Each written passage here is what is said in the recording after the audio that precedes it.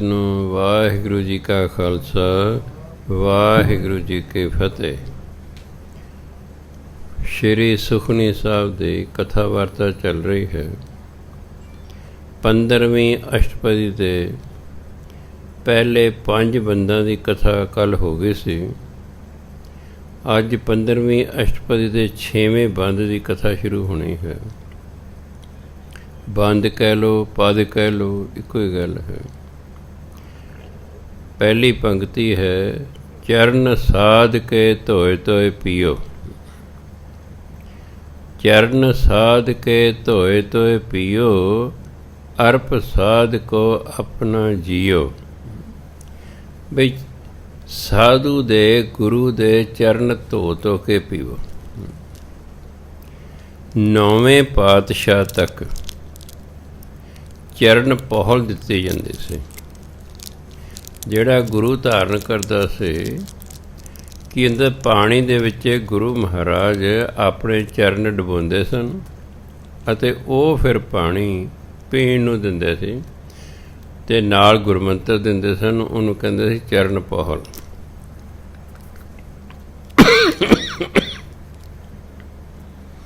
ਵੀ ਸਾਧੂ ਦੇ ਜਾਂ ਗੁਰੂ ਦੇ ਚਰਨ ਧੋ ਧੋ ਕੇ ਪੀਓ।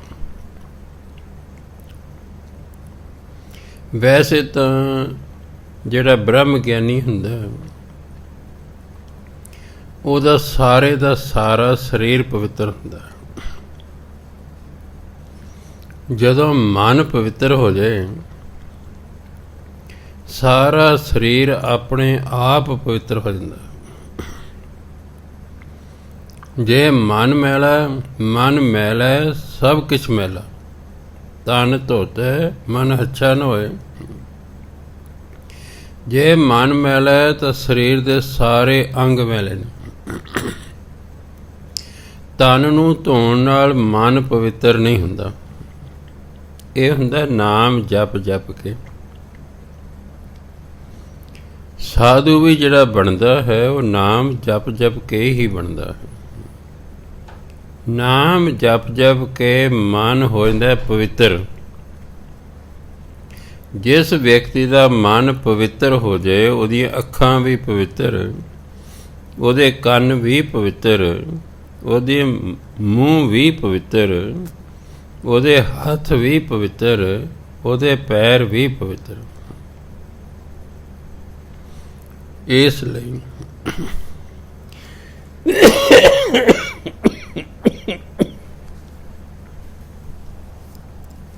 ਗੁਰੂ ਮਹਾਰਾਜ ਕਹਿੰਦੇ ਚਰਨ ਸਾਧ ਕੇ ਧੋਏ ਧੋਏ ਪੀਓ। ਬਈ ਸਾਧੂ ਜਾਂ ਗੁਰੂ ਦੇ ਚਰਨ ਧੋ ਧੋ ਕੇ ਪੀਵੋ। ਗੁਰੂ ਨਾਨਕ ਦੇਵ ਜੀ ਮਹਾਰਾਜ ਇੱਕ ਵਾਰੀ ਕਿਸੇ ਨਗਰ 'ਚ ਗਏ। ਉਹਨਾਂ ਨੂੰ ਪਤਾ ਲੱਗਿਆ ਵੀ ਜਿਹੜਾ ਰਾਜਾ ਹੈ ਬਹੁਤ ਸਮੇਂ ਦਾ ਬਿਮਾਰ ਹੈ। ਕਿਸੇ ਨੇ ਰਾਜੇ ਨੂੰ ਕਿਹਾ ਬਈ 2 ਫਕੀਰ ਆਏ ਨੇ ਬੜੀ ਦੂਰੋਂ, ਬੜੇ ਪਹੁੰਚੇ ਹੋਏ ਲੱਗਦੇ ਨੇ। ਵੀ ਹੈ ਰਾਜਨ, ਤੁਸੀਂ ਉਹਨਾਂ ਨੂੰ ਬੇਨਤੀ ਕਰੋ ਵੀ ਤੁਹਾਨੂੰ ਤੰਦਰੁਸਤੀ ਬਖਸ਼ ਦੇਣ। ਰਾਜੇ ਨੇ ਆਪਣੇ ਬੰਦੇ ਭੇਜੇ ਕਿ ਗੁਰੂ ਮਹਾਰਾਜ ਨੂੰ ਬੇਨਤੀ ਕਰੋ। ਉਹਨਾਂ ਜਾ ਕੇ ਬੇਨਤੀ ਕੀਤੀ ਵੀ ਸਾਡੇ ਰਾਜਾ ਜੀ ਬਿਮਾਰ ਨੇ ਅਤੇ ਉਹ ਇੰਨੇ ਬਿਮਾਰ ਨੇ ਕਿ ਉਹ ਆ ਨਹੀਂ ਸਕਦੇ ਇੱਥੋਂ ਤੱਕ, ਇਸ ਲਈ ਕਿਰਪਾ ਕਰਕੇ ਤੁਸੀਂ ਉਹਨਾਂ ਨੂੰ ਦਰਸ਼ਨ ਦਿਓ। ਗੁਰੂ ਨਾਨਕ ਦੇਵ ਜੀ ਮਹਾਰਾਜ ਅਤੇ ਮਰਦਾਨਾ ਜੀ ਰਾਜੇ ਕੋਲ ਚਲੇ ਗਏ ਨੇ। ਕਹਿੰਦੇ ਰਾਜਨ, ਤੁਸੀਂ ਠੀਕ ਹੋ ਸਕਦੇ ਹੋ। ਕੀ ਤੁਹਾਡੇ ਦੇਸ਼ ਵਿੱਚ ਕੋਈ ਬ੍ਰਹਮ ਗਿਆਨੀ ਹੈ? ਉਦੋਂ ਇੱਕ ਇੱਕ ਸ਼ਹਿਰ ਦੇ ਰਾਜੇ ਹੋਇਆ ਕਰਦੇ ਸਨ। ਜਿਵੇਂ ਹਿੰਦੁਸਤਾਨ ਜਦੋਂ ਆਜ਼ਾਦ ਹੋਇਆ ਇੱਥੇ 600 ਤੋਂ ਵੱਧ ਰਾਜੇ ਸਨ।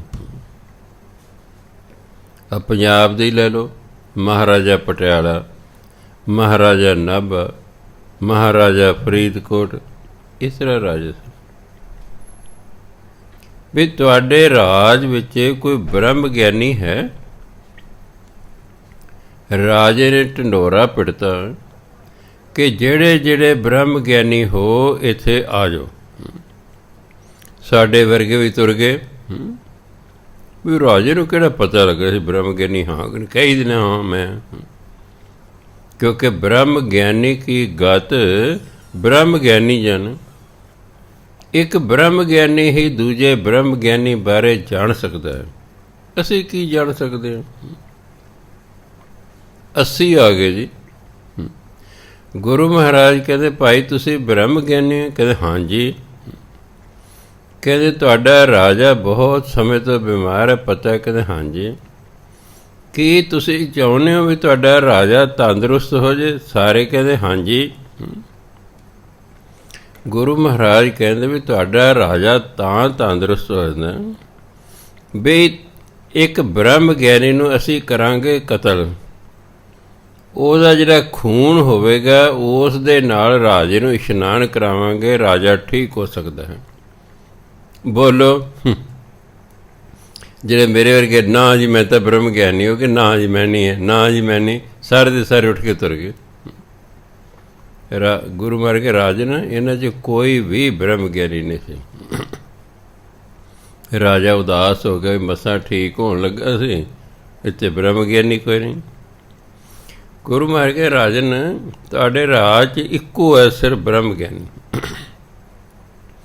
ਇਸ ਵੇਲੇ ਫਲਾਣੇ ਚੌਂਕ ਦੇ ਵਿੱਚ ਨਾ ਜੁੱਤੀਆਂ ਗੰਢ ਰਿਹਾ, ਉਹ ਬਸ ਉਹ ਹੈ ਬ੍ਰਹਮ ਗਿਆਨੀ, ਉਹਨੂੰ ਬੁਲਾਓ। ਬੰਦੇ ਗਏ, ਉਹਨੂੰ ਜਾ ਕੇ ਕਹਿੰਦੇ ਜੁੱਤੀਆਂ ਗੰਢਾਂ ਵੀ ਤੁਸੀਂ ਬ੍ਰਹਮ ਗਿਆਨੀ ਹੋ? ਉਹ ਕਹਿੰਦੇ ਮੈਂ ਬ੍ਰਹਮ ਗਿਆਨੀ ਤਾਂ ਨਹੀਂ, ਪਰ ਤੁਸੀਂ ਕੀ ਕੰਮ ਹੈ? ਕਹਿੰਦੇ ਜੀ ਵੀ ਜਿਹੜਾ ਰਾਜਾ ਆਪਣਾ ਬਿਮਾਰ ਹੈ, ਇੱਕ ਹੋਰ ਫਕੀਰ ਆਏ ਨੇ,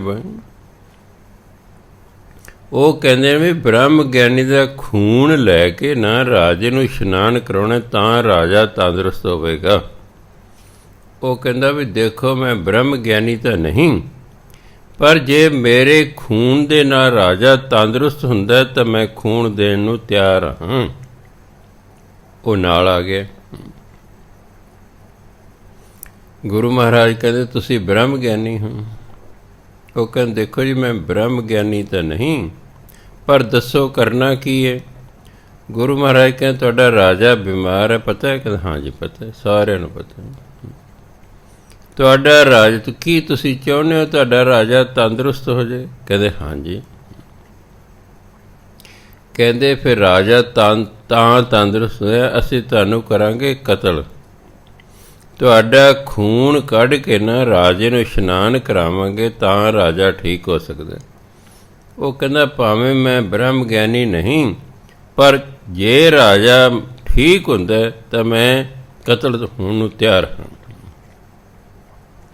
ਗੁਰੂ ਮਹਾਰਾਜ ਨੇ ਰਾਜੇ ਨੂੰ ਕਹਿ ਕੇ ਇੱਕ ਕੜਵੰਜੀ ਮੰਗਾਈ ਹੈ।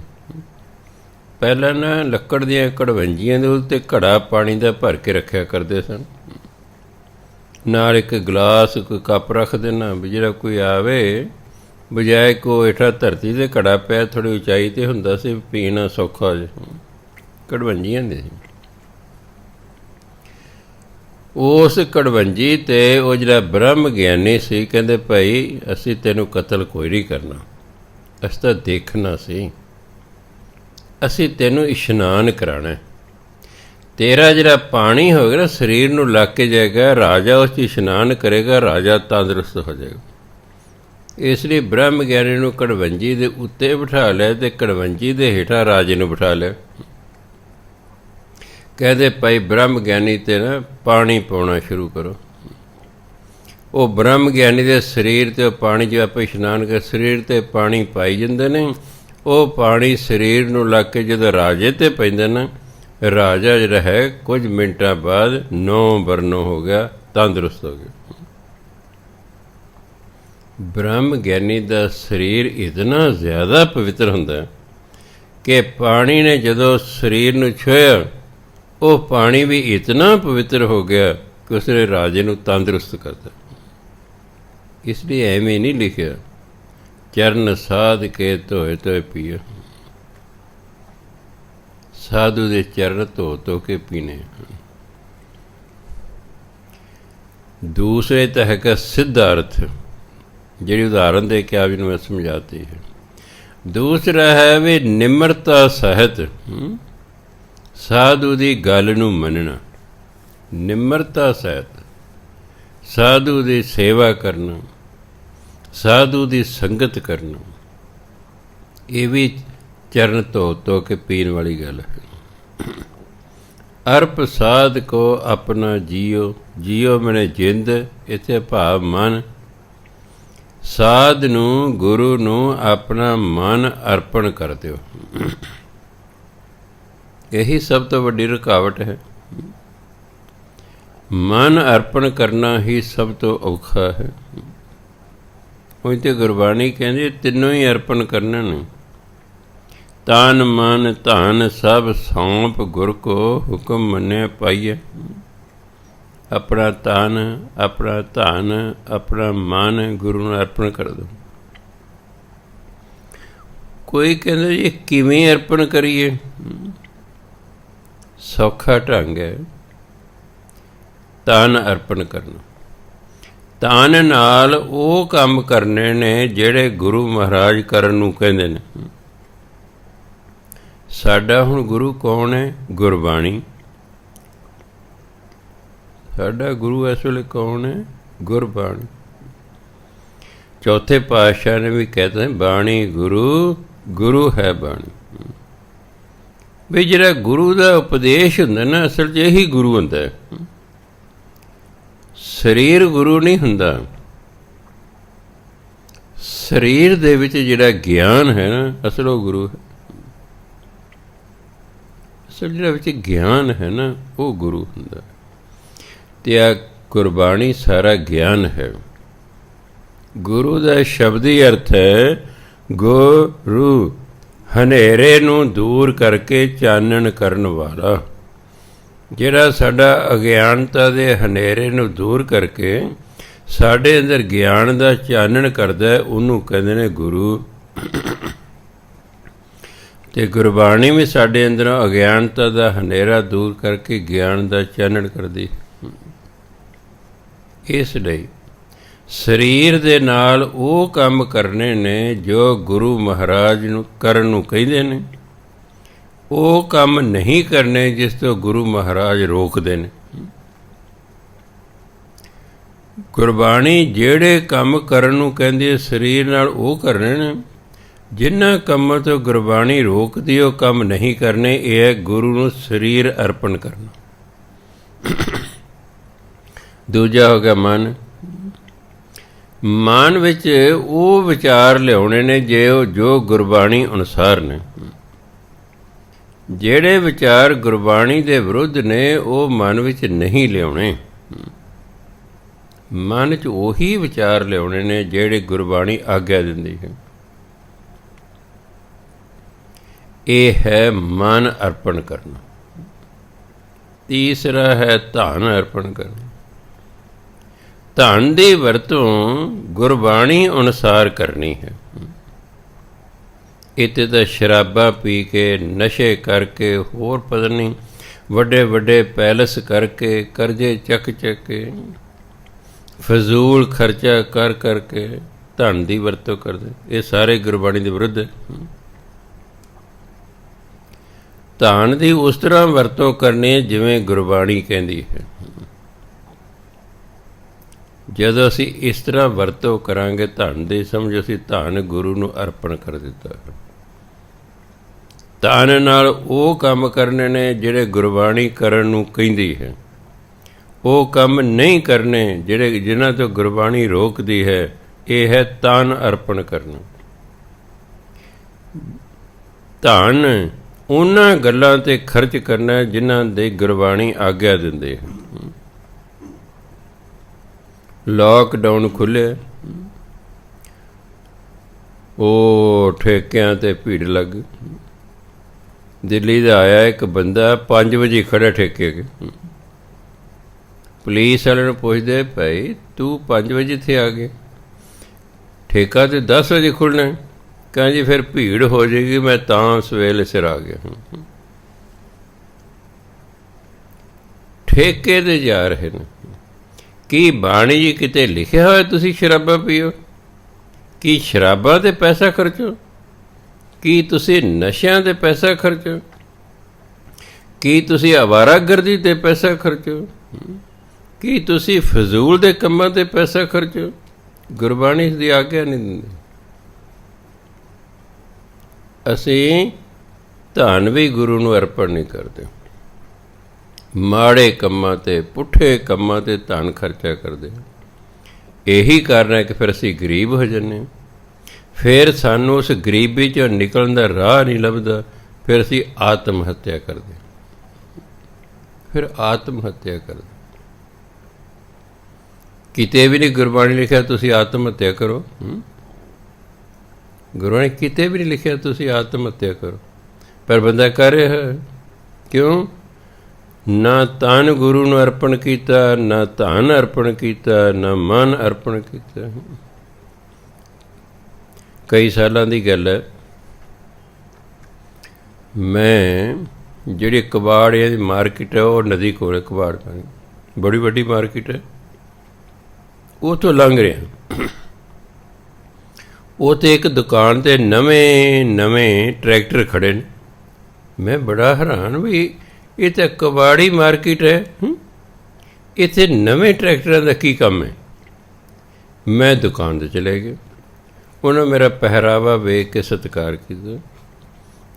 ਕਿਵੇਂ ਆਇਆ ਜੀ? ਮੈਂ ਜੀ ਸਿਰਫ ਮੈਂ ਇੱਕ ਗੱਲ ਪੁੱਛਣ ਆਇਆ ਕਿ ਇਹ ਕਬਾੜ ਮਾਰਕੀਟ ਹੈ, ਇੱਥੇ ਨਵੇਂ ਟਰੈਕਟਰ ਕਿਉਂ ਖੜ੍ਹੇ ਨੇ? ਤੁਸੀਂ ਨਵੇਂ ਵੇਚਦੇ ਹੋ? ਉਹ ਕਹਿੰਦਾ ਜੀ ਬਾਬਾ ਜੀ ਗੱਲ ਸੁਣੋ। ਮੈਂ ਹਾਂ ਦੱਸੋ। ਇਹੀ ਮੈਂ ਪਤਾ ਕਰਨਾ ਹੈ। ਜੱਟ ਨੇ ਆਪਣੀ ਕੁੜੀ ਦਾ ਵਿਆਹ ਕਰਨਾ ਹੁੰਦਾ, ਇਹ ਟਰੈਕਟਰ ਲੈ ਲੈਂਦਾ ਕਰਜ਼ੇ 'ਤੇ। ਟਰੈਕਟਰ ਖਰੀਦੀ ਕਰਜ਼ਾ ਮਿਲਦਾ। ਉਸ ਜ਼ਮਾਨੇ 'ਚ ਟਰੈਕਟਰ 3.5 ਲੱਖ ਦਾ ਆਇਆ ਕਰਦਾ ਸੀ ਨਵਾਂ। ਕਹਿੰਦੇ 3.5 ਲੱਖ ਦਾ ਲੈਂਦੇ ਨੇ, ਸਾਡੇ ਕੋਲ ਆ ਕੇ 3 ਲੱਖ ਦਾ ਵੇਚ ਜਾਂਦੇ ਨੇ। 15 ਮਿੰਟਾਂ 'ਚ 50,000 ਦਾ ਘਾਟਾ ਪਾ ਲੈਂਦੇ ਨੇ। ਫਿਰ ਉਹ 3 ਲੱਖ ਲੈ ਕੇ ਆਪਣੀ ਕੁੜੀ ਦਾ ਵਿਆਹ ਕਰ ਦਿੰਦੇ ਨੇ। ਹੁਣ ਦੇਖੋ 3.5 ਲੱਖ ਕਰਜ਼ਾ ਹੈ, ਉਹ ਕਾਹਦੇ ਨਾਲ ਮੋੜਨਗੇ? ਜੇ ਤਾਂ ਟਰੈਕਟਰ ਨਾਲ ਕੋਈ ਕੰਮ ਕਰਦੇ, ਕੋਈ ਕਮਾਈ ਹੁੰਦੀ, ਕਿਸ਼ਤ ਮੋੜਦੇ, ਉਹਦਾ ਕੁੜੀ ਦਾ ਵਿਆਹ ਕਰਤਾ। ਹੁਣ ਟਰੈਕਟਰ ਦਾ ਕਰਜ਼ਾ ਕੌਣ ਮੋੜੇ? ਉਹ 4 ਲੱਖ 5 ਲੱਖ 6 ਲੱਖ 7 ਲੱਖ ਹੋ ਜਾਂਦਾ, ਉਹ ਮੁੜਦਾ ਹੈ ਨਹੀਂ। ਫਿਰ ਆਤਮ ਹੱਤਿਆ ਕਰ ਲੈਂਦੇ ਨੇ। ਕਹਿੰਦੇ ਇਸ ਲਈ ਨਵੇਂ ਟਰੈਕਟਰ 'ਤੇ ਖੜ੍ਹੇ ਨੇ। ਇਹ ਧਨ ਦੀ ਵਰਤੋਂ ਹੋ ਰਹੀ ਹੈ। ਜਿਸ ਕੰਮ ਲਈ ਧਨ ਖਰਚਿਆ, ਉਹ ਤਾਂ ਕੰਮ ਹੀ ਨਾ ਲਿਆ। ਇਸ ਲਈ ਇਹ ਮਨੁੱਖ ਨਾ ਮਨ, ਨਾ ਤਨ, ਨਾ ਧਨ, ਕੁਝ ਵੀ ਗੁਰੂ ਨੂੰ ਅਰਪਣ ਨਹੀਂ ਕਰਦਾ। ਨਤੀਜਾ ਕੀ ਹੈ? ਸਾਰੇ ਪਾਸੇ ਅਸ਼ਾਂਤੀ ਹੀ ਅਸ਼ਾਂਤੀ ਹੈ। ਅਸ਼ਾਂਤੀ ਹੀ ਅਸ਼ਾਂਤੀ ਸਾਰੇ ਪਾਸੇ ਫੈਲ ਗਈ। ਜਿਉਂ ਅਸੀਂ ਗੁਰੂ ਦੀ ਸਿੱਖਿਆ ਤੋਂ ਦੂਰ ਹੁੰਦੇ ਜਾਵਾਂਗੇ, ਤਿਉਂ ਅਸ਼ਾਂਤੀ ਹੋਏਗੀ ਹੀ ਹੋਏਗੀ। ਉਹ ਜੀ ਮੇਰਾ ਮੁੰਡਾ ਪੜ੍ਹਦਾ ਨਹੀਂ ਹੈ ਜੀ, ਮੇਰਾ ਮੁੰਡਾ ਆਖੇ ਨਹੀਂ ਲੱਗਦਾ ਜੀ, ਮੇਰਾ ਮੁੰਡਾ ਨਸ਼ਿਆਂ 'ਚ ਪੈ ਗਿਆ ਜੀ, ਮੈਂ ਬੜਾ ਦੁਖੀ ਹਾਂ ਜੀ। ਮੈਂ ਦੇਖੋ ਤੁਸੀਂ ਗੁਰੂ ਘਰ 'ਚ ਆਏ ਬੈਠੇ ਹੋ, ਸੱਚੋ ਸੱਚ ਦੱਸਿਓ, ਰਿਸ਼ਵਤ ਲੈਂਦੇ ਹੋ? ਕਹਿੰਦੇ ਹਾਂ ਜੀ। ਮੈਂ ਬਸ ਫਿਰ ਐਂ ਹੋਊਗਾ। ਹਰਾਮ ਦੀ ਕਮਾਈ ਜਦੋਂ ਘਰ ਆਵੇਗੀ, ਘਰ ਦਾ ਕੋਈ ਨਾ ਕੋਈ ਬੰਦਾ ਵਿਗੜੇਗਾ। ਅਤੇ ਜੇ 4 ਜਾਂ 5 ਜੀਆਂ 'ਚੋਂ ਇੱਕ ਵੀ ਵਿਗੜ ਗਿਆ ਨਾ, ਘਰ ਦੀ ਸ਼ਾਂਤੀ ਤੇ ਖਤਮ। ਘਰ ਦੀ ਸ਼ਾਂਤੀ ਤੇ ਖਤਮ।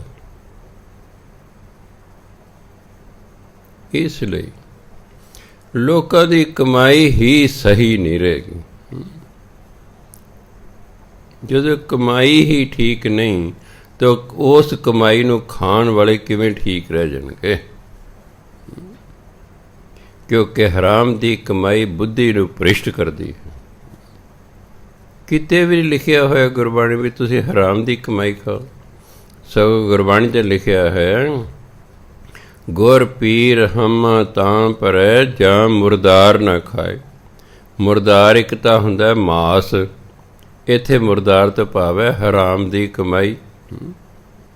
ਗੁਰੂ ਪੀਰ ਉਸੇ ਦੀ ਹਾਮੀ ਭਰਦੇ ਨੇ ਜਿਹੜਾ ਹਰਾਮ ਦੀ ਕਮਾਈ ਨਹੀਂ ਖਾਂਦਾ।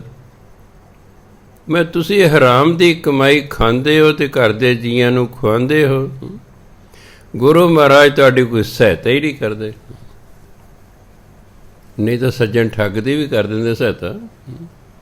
ਗੁਰੂ ਪਤਾ ਸੀ ਇਹ ਹਰਾਮ ਦੀ ਕਮਾਈ ਖਾਂਦਾ, ਪਹਿਲਾਂ ਉਹਦੀ ਹਰਾਮ ਦੀ ਕਮਾਈ ਛਡਾਈ, ਉਹਨੂੰ ਸਿੱਧੇ ਰਾਹ ਪਾਇਆ, ਫਿਰ ਉਹਨੂੰ ਨਾਮ ਦੀ ਦਾਤ ਦਿੱਤੀ। ਸੋ ਇਸ ਲਈ ਗੁਰੂ ਅਰਪ ਸਾਧ ਕੋ ਆਪਣਾ ਜੀਓ, ਸਾਧੂ ਨੂੰ ਗੁਰੂ ਨੂੰ ਆਪਣਾ ਮਨ ਅਰਪਣ ਕਰੋ। ਸਾਧ ਕੀ ਧੂੜ ਕਰੋ ਇਸ਼ਨਾਨ। ਸਾਧੂ ਦੀ ਚਰਨ ਧੂੜ ਲੈ ਕੇ ਨਾ ਕਹਿੰਦੇ ਉਹਦੇ 'ਚ ਇਸ਼ਨਾਨ ਕਰੋ।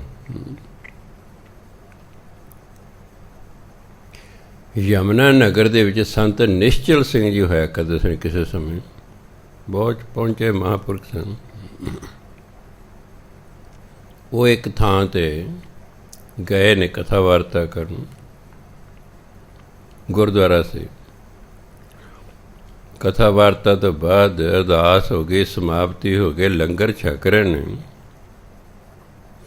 ਜਿਹੜਾ ਗੁਰਦੁਆਰੇ ਦਾ ਪ੍ਰਧਾਨ ਸੀ ਉਹ ਕਹਿੰਦਾ ਵੀ ਸਾਡਾ ਜਿਹੜਾ ਹੈੱਡ ਗ੍ਰੰਥੀ ਹੈ ਨਾ, ਕੀਰਤਨੀ ਹੈ, ਇਹਨੂੰ 20 ਸਾਲ ਹੋ ਗਏ ਗੁਰਦੁਆਰੇ 'ਚ ਕੀਰਤਨ ਕਰਦਿਆਂ ਹੋਇਆਂ, ਪਰ ਇਹਦੇ ਘਰ ਕੋਈ ਲੜਕਾ ਨਹੀਂ ਹੋਇਆ, ਕੋਈ ਬੱਚਾ ਹੀ ਨਹੀਂ ਹੋਇਆ। ਮਹਾਂਪੁਰਖ ਕਹਿੰਦੇ ਇਹ ਕਿਵੇਂ ਹੋ ਸਕਦਾ?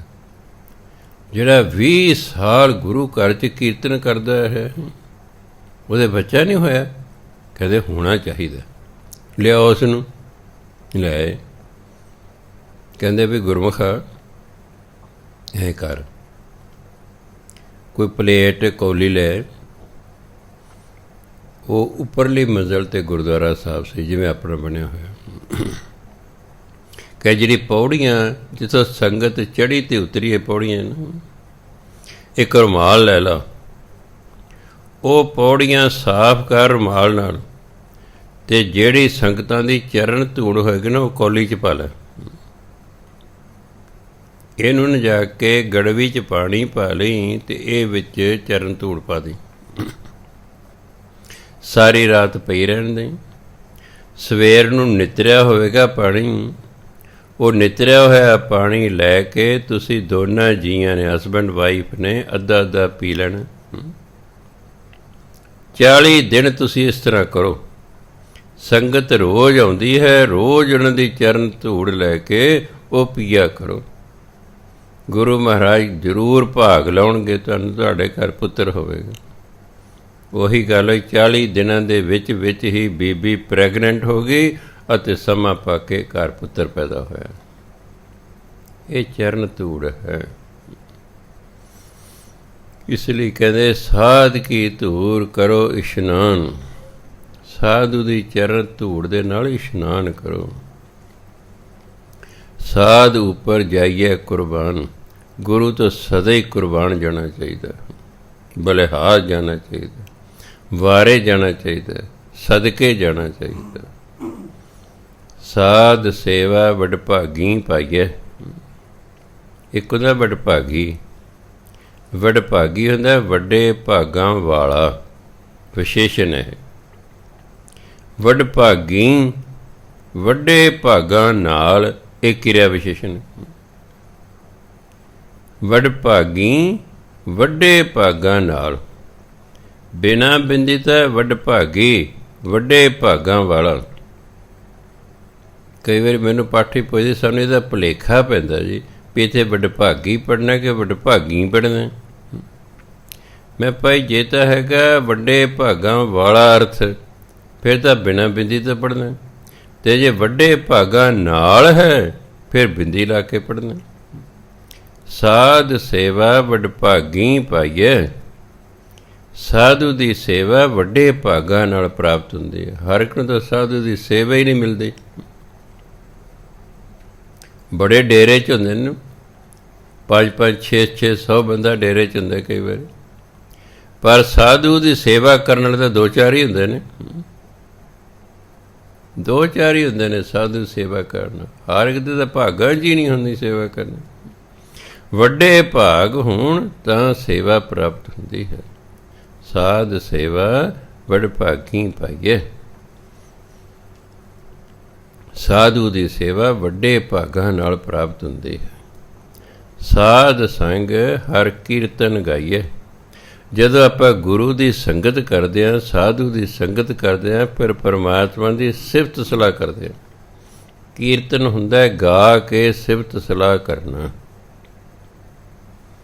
ਸ਼ਬਦ ਹੈ ਕੀਰਤੀ, ਵਡਿਆਈ, ਸਿਫਤ ਸਲਾਹ। ਉਸ ਤੋਂ ਬਣੇ ਕੀਰਤ ਤੋਂ ਬਣੇ ਕੀਰਤਨ। ਉਹ ਸਿਫਤ ਸਲਾਹ ਜਿਹੜੀ ਗਾ ਕੇ ਕੀਤੀ ਜਾਂਦੀ ਉਹਨੂੰ ਕਹਿੰਦੇ ਕੀਰਤਨ। ਅਰਥ ਸਿਫਤ ਸਲਾਹ ਹੀ ਹੈ। ਸਾਧ ਸੰਗ ਹਰ ਕੀਰਤਨ ਗਾਈਏ, ਕਿਉਂਕਿ ਕੀਰਤਨ ਗਾਇਆ ਨਹੀਂ ਜਾਂਦਾ। ਕੋਈ ਇਹ ਨਹੀਂ ਕਹਿੰਦਾ ਫਲਾਣੇ ਥਾਂ 'ਤੇ ਕੀਰਤਨ ਗਾਇਆ ਜਾ ਰਿਹਾ, ਇਹ ਕਹਿੰਦੇ ਫਲਾਣੇ ਥਾਂ 'ਤੇ ਕੀਰਤਨ ਹੋ ਰਿਹਾ ਹੈ ਜਾਂ ਭਾਈ ਕੀਰਤਨ ਕਰ ਰਹੇ ਹਨ। ਗਾਇਆ ਨਹੀਂ ਕਹਿੰਦੇ, ਪਰ ਇੱਥੇ ਗਾਈਏ ਸ਼ਬਦ ਲਿਖਿਆ। ਇਹਦਾ ਮਤਲਬ ਇਹਦੀ ਵਡਿਆਈ, ਸਾਧੂ ਦੀ ਸੰਗਤ, ਗੁਰੂ ਦੀ ਸੰਗਤ 'ਚ ਆ ਕੇ ਪਰਮਾਤਮਾ ਦੀ ਸਿਫਤ ਸਲਾਹ ਕੀਤੀ ਜਾਂਦੀ ਹੈ। ਕਿਉਂਕਿ ਸਾਧੂਆਂ ਦਾ ਤਾਂ ਕੰਮ ਹੀ ਸਿਫਤ ਸਲਾਹ ਕਰਨਾ ਅਤੇ ਦੂਜਿਆਂ ਤੋਂ ਸਿਫਤ ਸਲਾਹ ਕਰਾਉਣਾ। ਉਹਨਾਂ ਦੇ ਕੰਮ, ਉਹਨਾਂ ਦੀ ਡਿਊਟੀ ਹੈ। ਭਗਵਾਨ ਵੱਲੋਂ ਡਿਊਟੀਆਂ ਲੱਗੀਆਂ ਹੁੰਦੀਆਂ ਨੇ, ਕਿਸੇ ਦੀ ਕੋਈ, ਕਿਸੇ ਦੀ ਕੋਈ। ਉਹ ਜਿਹੜੀ ਡਿਊਟੀ ਲੱਗਦੀ ਉਹਦੇ ਅਨੁਸਾਰ ਫਿਰ ਸੁਭਾਅ ਹੋ ਜਾਂਦਾ। ਉਹਦੇ ਅਨੁਸਾਰ ਹੀ ਪਰਮਾਤਮਾ ਯੋਗਤਾ ਦਿੰਦਾ ਹੈ। ਪਹਿਲਾਂ ਸੁਭਾਅ ਦਿੰਦਾ ਹੈ, ਫਿਰ ਹੁਣ ਜੋ ਪਰਮਾਤਮਾ ਡਿਊਟੀ ਲਾਈ ਉਹ ਯੋਗਤਾ ਵੀ ਦਿੰਦਾ ਫਿਰ ਨਾਲ। ਹੁਣ ਜਿਸ ਤੋਂ ਪਰਮਾਤਮਾ ਨੇ ਕੀਰਤਨ ਕਰਵਾਉਣਾ ਉਹਨੂੰ ਇੱਕ ਤਾਂ ਗਲਾ ਵਧੀਆ ਦੇਵੇਗਾ, ਇੱਕ ਤਾਂ ਉਹਦਾ ਗਲਾ ਪਰਮਾਤਮਾ ਵਧੀਆ ਦੇਵੇਗਾ। ਦੂਸਰਾ ਉਹਨੂੰ ਗਾਉਣ ਦੀ ਜਿਹੜਾ ਹੈ ਜਾਚ ਸਿਖਾਏਗਾ ਕਿਸੇ ਰਾਹੀਂ, ਤਾਂ ਹੀ ਕੀਰਤਨ ਕਰੇਗਾ। ਸਾਧੂ ਦੀ ਸੰਗਤ, ਗੁਰੂ ਦੀ ਸੰਗਤ 'ਚ ਆ ਕੇ ਮਨੁੱਖ ਪਰਮਾਤਮਾ ਦੀ ਸਿਫਤ ਸਲਾਹ ਕਰਦਾ। ਅਨੇਕ ਵਿਘਨ ਤੇ ਸਾਧੂ ਰੱਖੈ। ਸਾਧੂ ਜਿਹੜਾ ਹੈ ਅਨੇਕਾਂ ਵਿਘਨਾਂ ਤੋਂ ਆਪਣੇ ਸੇਵਕ ਦੀ ਰੱਖਿਆ ਕਰਦਾ ਹੈ। ਉਹ ਅਨੇਕਾਂ ਵਿਘਨਾਂ ਤੋਂ ਰੱਖਿਆ ਕਰਦਾ ਹੈ। ਮਰਦਾਨਾ ਜੀ ਰੁੱਸ ਕੇ ਗੁਰੂ ਮਹਾਰਾਜ ਕਹਿੰਦੇ ਜੀ ਤੁਹਾਨੂੰ ਨਾ ਭੁੱਖ ਲੱਗਦੀ ਹੈ ਨਾ ਪਿਆਸ ਲੱਗਦੀ ਹੈ। ਕਿੰਨੇ ਦਿਨ ਹੋ ਗਏ ਤੁਰਦੇ ਆ, ਜੰਗਲ ਮੁਕੜ 'ਚ ਨਹੀਂ ਆਉਂਦਾ, ਮੈਨੂੰ ਤਾਂ ਭੁੱਖ ਬੜੀ ਲੱਗੀ ਹੈ। ਨਹੀਂ ਕਹਿੰਦੇ ਮਰਦਾਨਾ ਜੀ ਥੋੜ੍ਹਾ ਹੌਸਲਾ ਰੱਖੋ, ਮੁੱਕਣ ਨਾ ਜੀ। ਕਹਿੰਦੇ ਤੁਹਾਡੇ ਨਾਲ ਰਹਿ ਕੇ ਤਾਂ ਮੈਂ ਭੁੱਖਾ ਮਰਨਾ, ਮੈਂ ਤਾਂ ਵਾਪਸ ਜਾਣਾ। ਗੁਰੂ ਮਾਰ ਕੇ ਮਰਦਾਨਾ ਜੀ ਆਪਾਂ ਆਪਣੇ ਦੇਸ਼ ਤੋਂ ਬਹੁਤ ਦੂਰ ਹਾਂ। ਜਦੋਂ ਦੇਸ਼ ਪਹੁੰਚੇ ਉਹਨੇ ਜੇ ਤੁਸੀਂ ਭੁੱਖ ਨਾਲ ਵੈਸੇ ਹੀ ਮਰ ਜਾਓਗੇ। ਕਿੰਨੇ ਹੀ ਬਿਹਾਰ ਅਤੇ ਉੱਧਰ ਨੂੰ ਜਾਂਦੇ ਰਾਹ 'ਚ ਮਰ ਗਏ ਨਾ, ਕਿੰਨੇ ਮਰ ਗਏ। ਹੋ ਸਕਦਾ ਪੰਜਾਬ ਜਾਂ ਉੱਥੇ ਆਪਣੇ ਆਪਣੇ ਥਾਂ 'ਤੇ ਟਿਕੇ ਰਹਿੰਦੇ, ਉਸ ਦੇ ਇੰਨੇ ਨਾ ਮਰਦੇ ਜਿਹਨੇ ਰਾਹ 'ਚ ਹੀ ਮਰ ਗਏ ਨੇ। ਮਰ ਗਏ ਨਾ ਜੀ, ਮੈਂ ਨਹੀਂ ਰਹਿੰਦਾ। ਗੁਰੂ ਮਾ ਕਹੇ ਚੰਗਾ ਭਾਈ ਤੇਰੀ ਮਰਜ਼ੀ ਹੈ। ਅੱਗੜ ਪਿਛੜ ਹੋ ਗਏ। ਗੁਰੂ ਮਾ ਜਾਣ ਕੇ ਬਹਿ ਗਏ ਵੀ ਜਾਣ ਦੇਣ। ਅੱਗੇ ਜਦੋਂ ਗਿਆ ਨਾ, ਅੱਗੇ ਸੀ ਕੋਡਾ ਰਾਖਸ਼ ਟੱਕਰ ਗਿਆ। ਉਹਨੂੰ ਵੀ ਲੱਗੀ ਸੀ ਭੁੱਖ। ਉਹ ਬੰਦੇ ਮਾਰ ਮਾਰ ਕੇ ਤਲ ਕੇ ਖਾਂਦਾ ਸੀ। ਉਹਨੇ ਕਿਹਾ ਆਹ ਚੰਗਾ ਮਿਲ ਗਿਆ। ਉਹ ਤੇਲ ਦਾ ਕੜਾਹਾ ਹਮੇਸ਼ਾ ਹੀ ਤੱਤਾ ਰੱਖਦਾ ਹੁੰਦਾ ਸੀ ਅਤੇ ਸਾਬਤ ਹੀ ਬੰਦਾ ਵਿੱਚ ਤਲ ਕੇ ਖਾਂਦਾ ਸੀ, ਜਿਵੇਂ ਚੀਨ ਵਾਲੇ ਦੇਖੇ ਨੇ। ਪਹਿਲਾਂ ਲੋਕਾਂ ਨੂੰ ਨਹੀਂ ਸੀ ਪਤਾ ਕੀ ਕੁਛ ਖਾਂਦੇ ਅਤੇ ਕਿਵੇਂ ਖਾਂਦੇ ਨੇ। ਜਦੋਂ ਦੇਖਿਆ ਨਾ ਮੋਬਾਈਲਾਂ 'ਚ, ਇੱਕ ਅੱਧਾ ਹੀ ਮੈਨੂੰ ਦ੍ਰਿਸ਼ ਜਵਾਕਾਂ ਨੇ ਵਿਖਾਇਆ। ਮੈਂ ਯਾਰ ਰਹਿਣ ਦੇ, ਮਨ ਬੜਾ ਖਰਾਬ ਹੁੰਦਾ। ਜਿਉਂਦਾ ਕੁੱਤਾ ਚੱਕਿਆ ਤੇਲ ਦੇ ਕੜਾਹ, ਜਿਉਂਦੇ ਨੇ ਸੜਦਾ ਤਲ ਕੇ ਖਾ ਰਹੇ, ਕੱਚੇ ਨੂੰ ਵੀ ਖਾ ਰਹੇ ਨੇ, ਕੱਚੇ ਨੂੰ ਖਾ ਰਹੇ। ਚਲੋ ਉਹਨਾਂ ਦੇ ਆਪਣੇ ਦੇਸ਼ ਦਾ ਕੋਈ ਰਿਵਾਜ਼ ਹੋਣਾ ਹੈ। ਐਂ ਕੌਡਾ ਰਾਖਸ਼ ਵੀ ਤਲ ਕੇ ਖਾਂਦਾ। ਕੌਡੇ ਰਾਖਸ਼ ਨੇ ਫੜ ਲਿਆ ਮਰਦਾਨਾ ਜੀ। ਹੁਣ ਫਿਰ ਯਾਦ ਹੈ ਗੁਰੂ ਮਹਾਰਾਜ। ਸੇਵਕ ਨੇ ਔਖੇ ਵੇਲੇ ਆਪਣੇ ਮਾਲਕ ਨੂੰ ਯਾਦ ਕਰਨਾ। ਸੇਵਕ ਕਈ ਵਾਰੀ ਰੁੱਸ ਜਾਂਦਾ, ਮਾਲਕ ਨਹੀਂ ਰੁੱਸਿਆ ਕਰਦਾ। ਕਿਉਂ? ਉਹ ਵਿਸ਼ਾਲ ਹਿਰਦੇ ਦਾ ਮਾਲਕ ਹੁੰਦਾ ਹੈ। ਜਿਵੇਂ 40 ਸਿੰਘ ਗੁਰੂ ਮਹਾਰਾਜ ਨੂੰ ਬੇਦਾਵਾ ਦੇ ਗਏ, ਪਰ ਗੁਰੂ ਮਹਾਰਾਜ ਨੇ ਉਹਨੂੰ ਬੇਦਾਵਾ ਨਹੀਂ ਦਿੱਤਾ।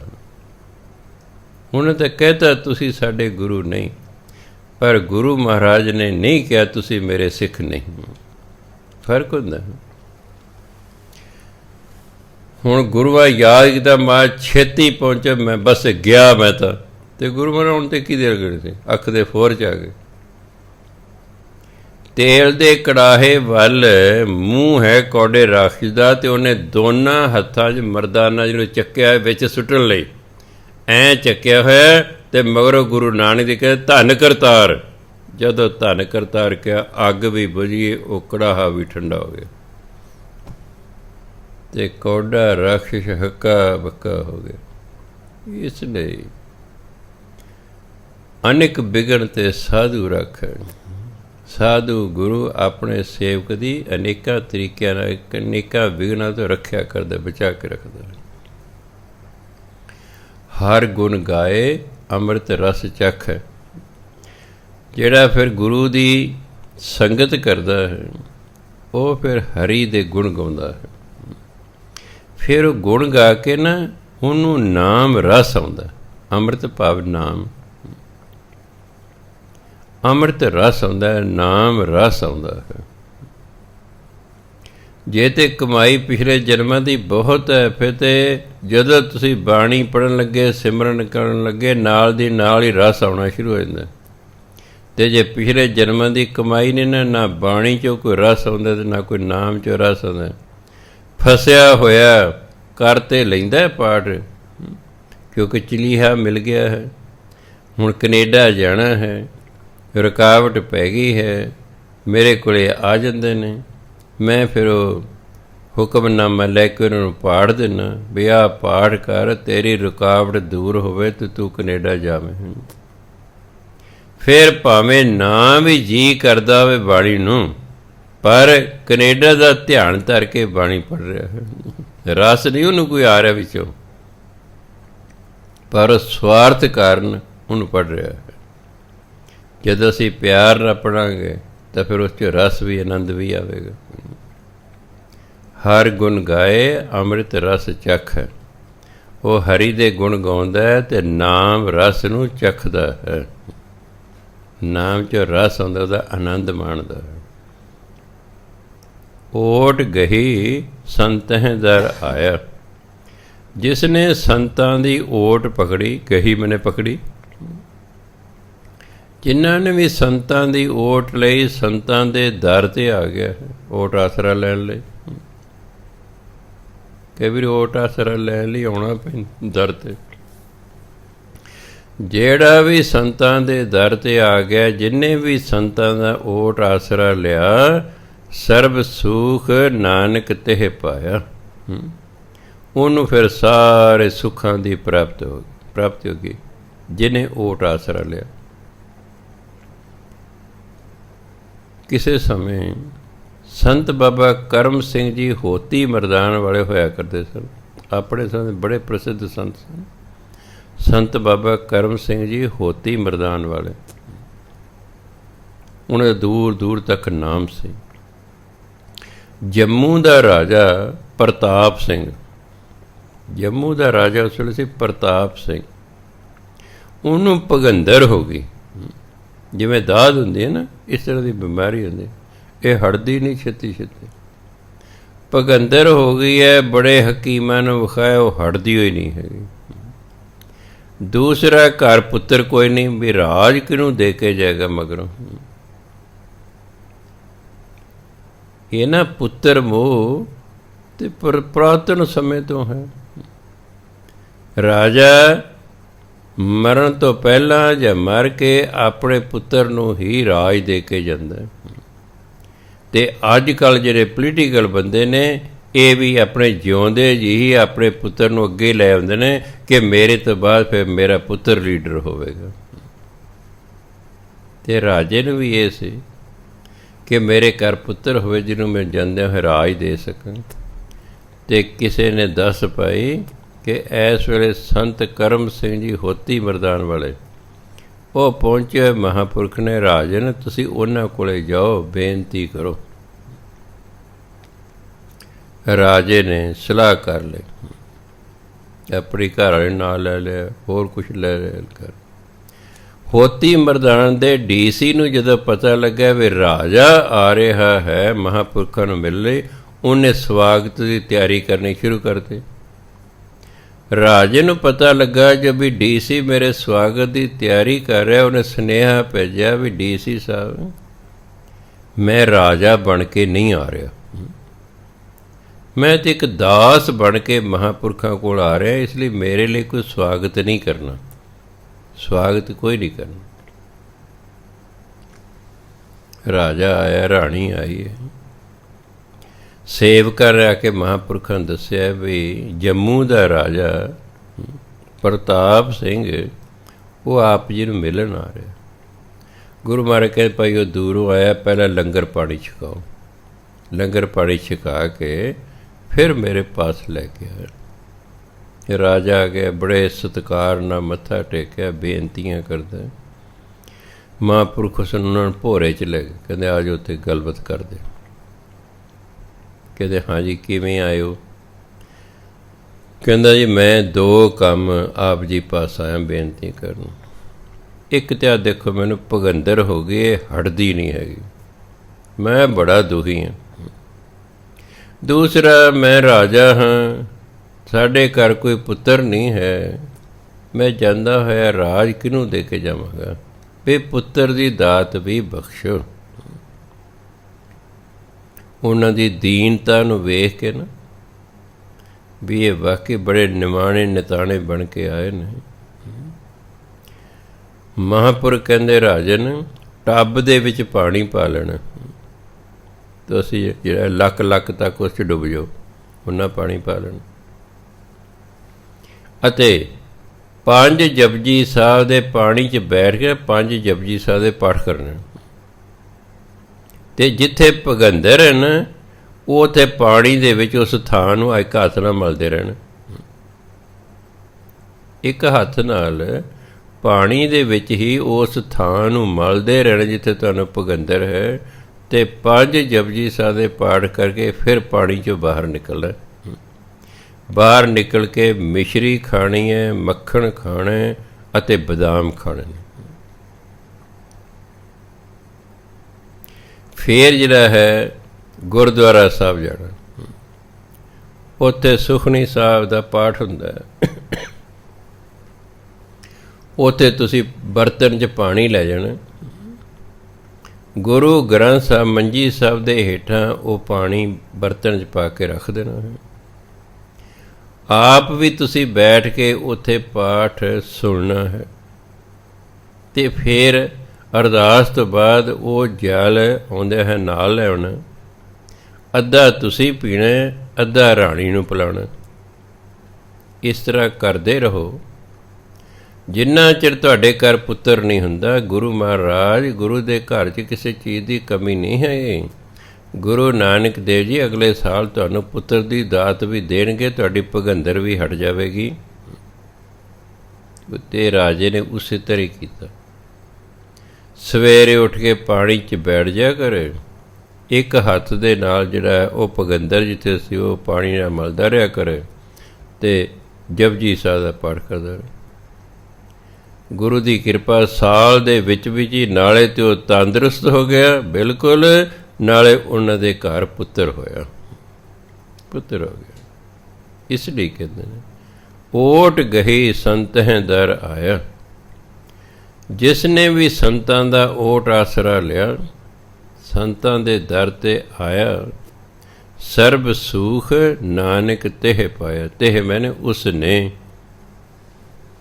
ਉਸ ਨੇ ਫਿਰ ਸਾਰੇ ਸੁੱਖਾਂ ਦੀ ਪ੍ਰਾਪਤੀ ਕਰਨੀ, ਜਿਹਨਾਂ ਨੇ ਓਟ ਲਿਆ, ਓਟ ਆਸਰਾ ਲੈਣਾ। ਸੰਤਾਂ ਕੋਲ ਤਾਂ ਬੜੀ ਦੁਨੀਆ ਹੁੰਦੀ ਹੈ, ਪਰ ਓਟ ਆਸਰਾ ਸੰਤਾਂ ਦਾ ਕੋਈ ਹੀ ਲੈਂਦਾ।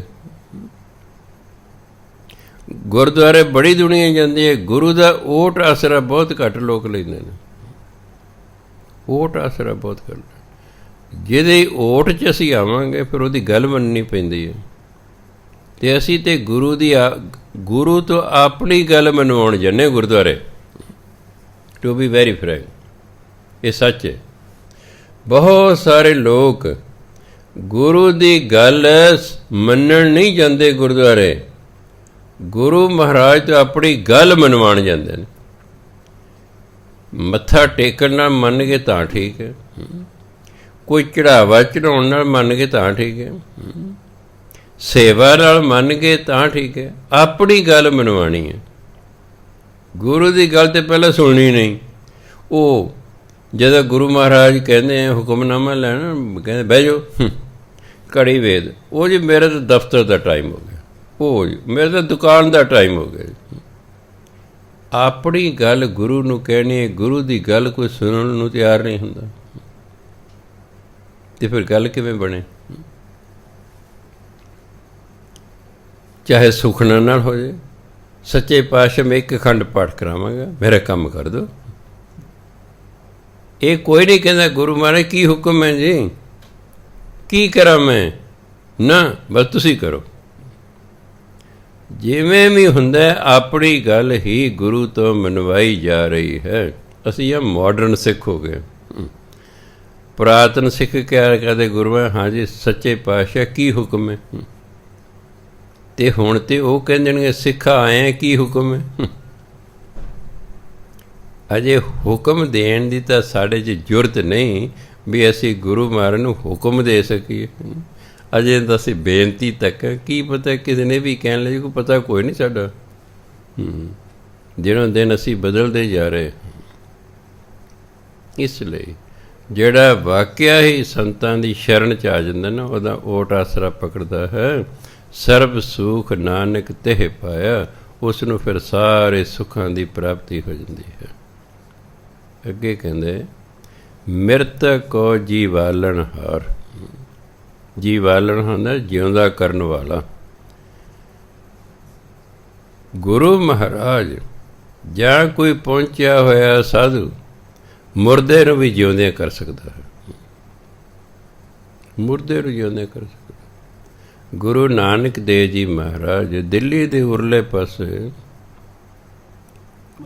ਮਜਨੂ ਦਾ ਟਿੱਲਾ, ਉੱਥੇ ਠਹਿਰੇ ਹੋਏ ਨੇ। ਅੰਮ੍ਰਿਤ ਵੇਲੇ ਸਿਮਰਨ ਕਰ ਰਹੇ ਨੇ।